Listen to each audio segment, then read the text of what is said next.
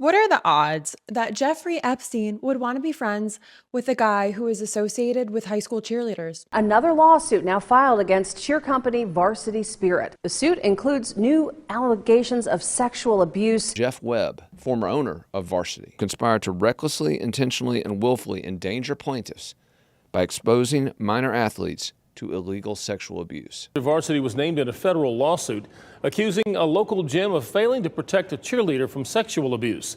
Now, let me ask, what are the odds that the same guy would go on to mentor Charlie Kirk from the time he turned 18 until the day he took the hit?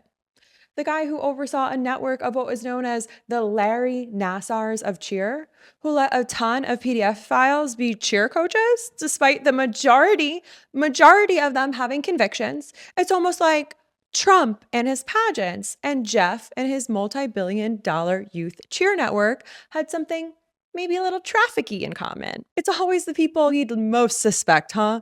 You think that's bad? Just wait. Jeff Webb, known to some online as the Andy Warhol of creep capitalism, died mysteriously last week. And like clockwork, within hours, Turning Point USA had their signature dead man sizzle reel locked and loaded, ready to pay tribute. Now, I covered the circumstances surrounding his death, which is almost the least interesting part. Now, spoiler, he Mitch McConnell or Ivana Trumped, if you will. You can go back to my video here and start from the top in detail. Look, I've covered a lot of stories, but this one today hit different because as I got to learn more about Jeff, Charlie's mentor, and his Cheer Force One PJ, I learned quickly that this is a guy who was a sports conglomerate bastard, and he ran a cheer monopoly just like Trump ran a pageant ring.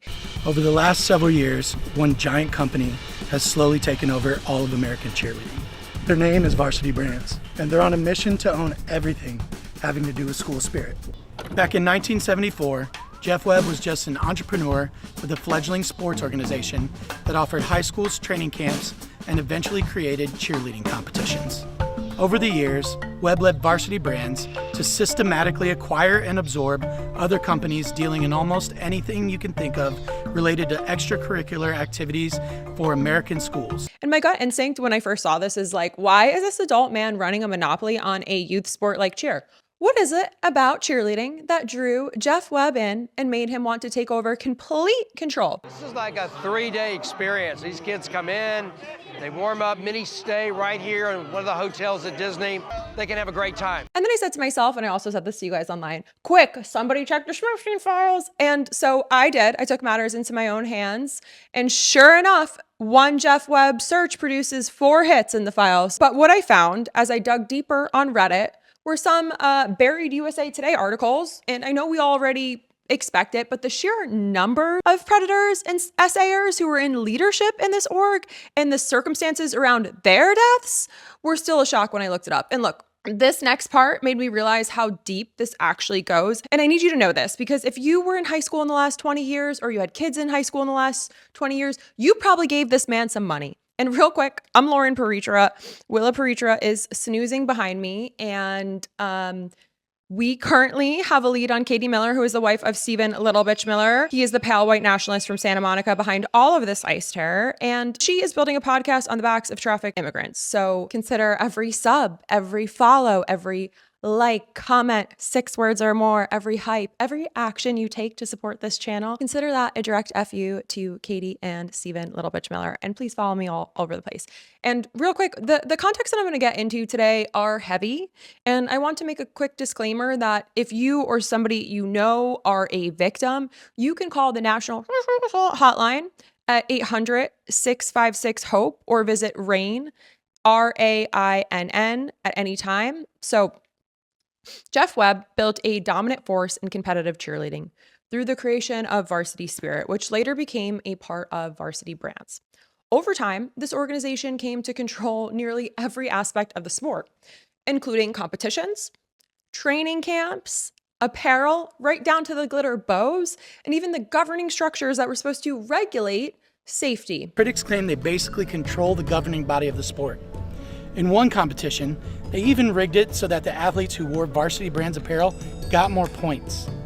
A recent USA Today investigation found that USASF had mishandled sexual abuse complaints for years that left kids exposed to abusers in the sport.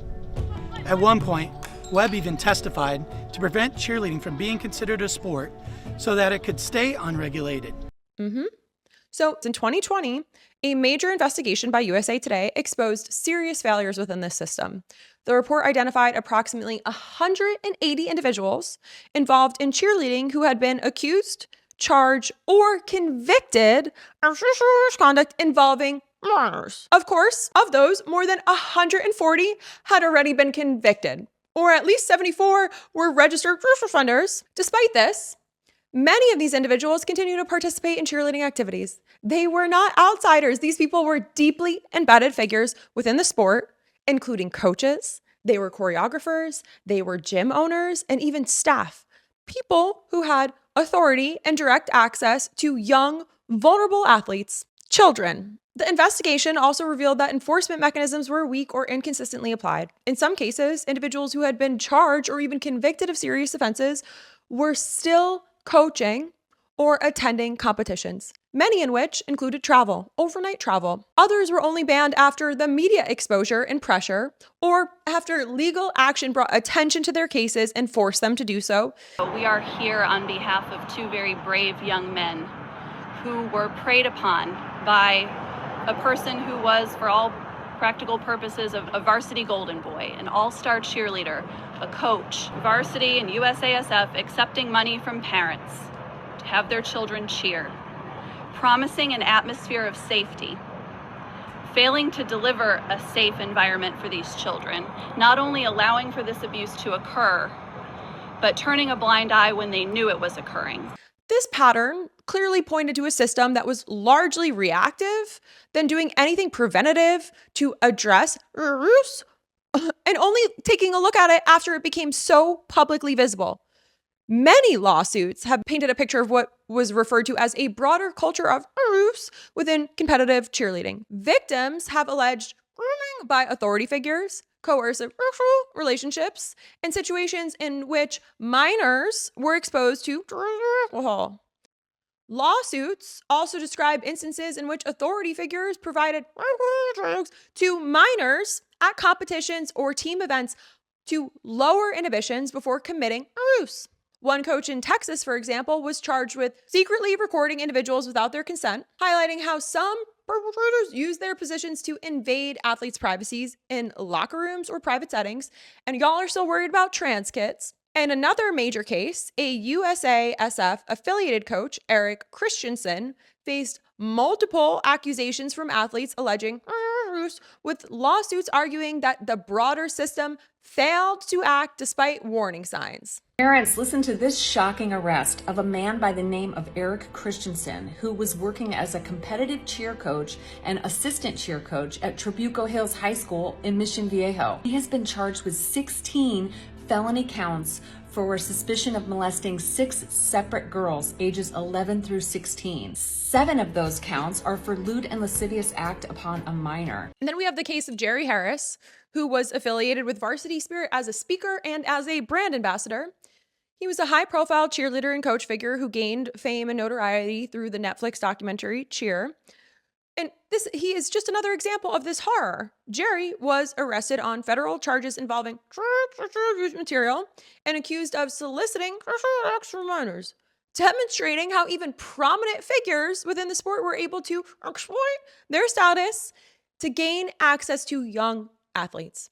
What makes this particularly disturbing is not only the abuse itself, but who was targeted, who the victims were.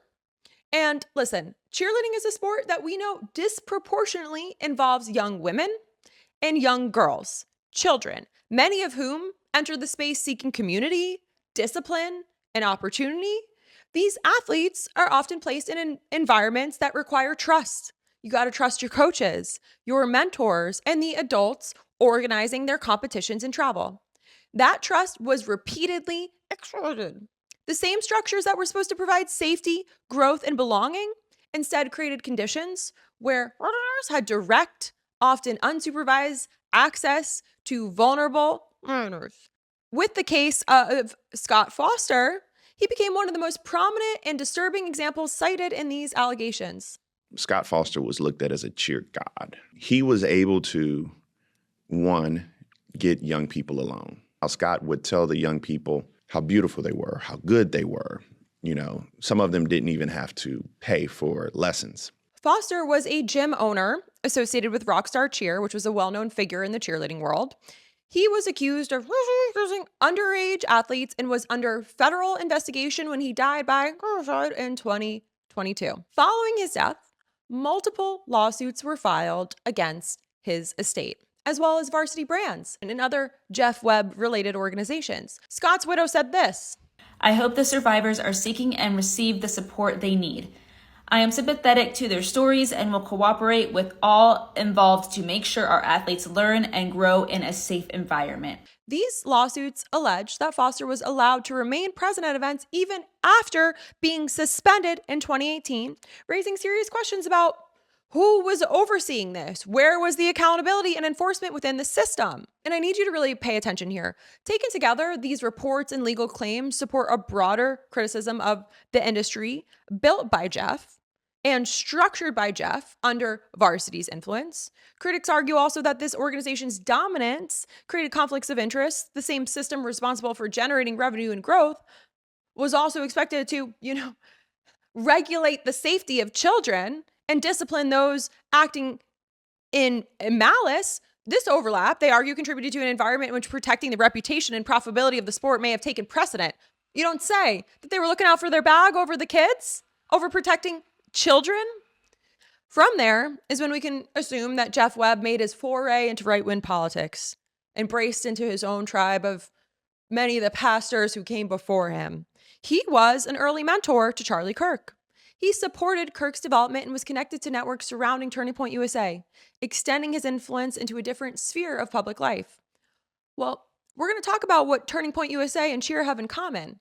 This relationship is also, to be clear, very well documented and reflects Webb's broader involvement outside of the cheer industry. You were a longtime friend of Charlie Kirk's. You were his mentor.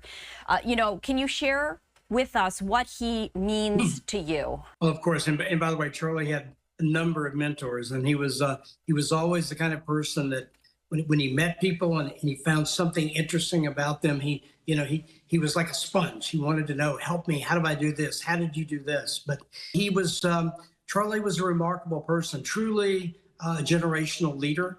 And there's no one that can really replace him. And when we look at this controversy surrounding Varsity and the cheerleading industry, at its core, these are allegations and proven cases and instances of a highly centralized system that failed to adequately protect young athletes. We have investigations, lawsuits, high-profile cases like that of Scott Foster have all contributed to a growing body of claims that abuse was not only present, but in some instances enabled by this structural weakness and a lack of any sort of oversight.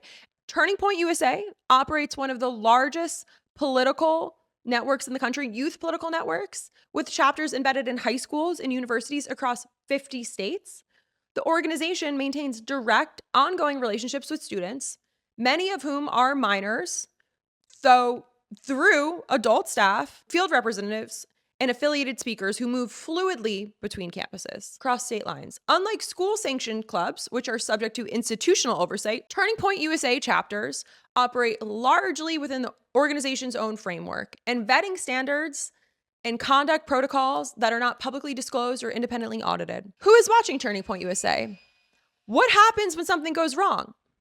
For Turning Point USA, those answers are largely opaque, especially as the organization that is, as we speak, building a network with expansive access to young people and children without any proportionate or known safeguarding or infrastructure. And Turning Point USA invites that scrutiny. And we're going to keep digging in because we still got to get into the Epstein files and what Jeff Webb had in those. But I'm going to ask you to make sure you subscribe real quick. Again, I'm Lauren Paritra. I'm also going to ask, as these media monopolies are silencing people in key platforms, I've lost monetization across several. I don't plan on leaving this home anytime soon, but I'm going to ask you, I really want to stay connected because I'm going to keep digging in on these. I'm going to be digging in on the Epstein files. They're coded. I don't want you to miss a single beat. So make sure you turn notifications on, make sure you subscribe, make sure you follow across all social channels. I am Lauren P, and we're going to be back with more.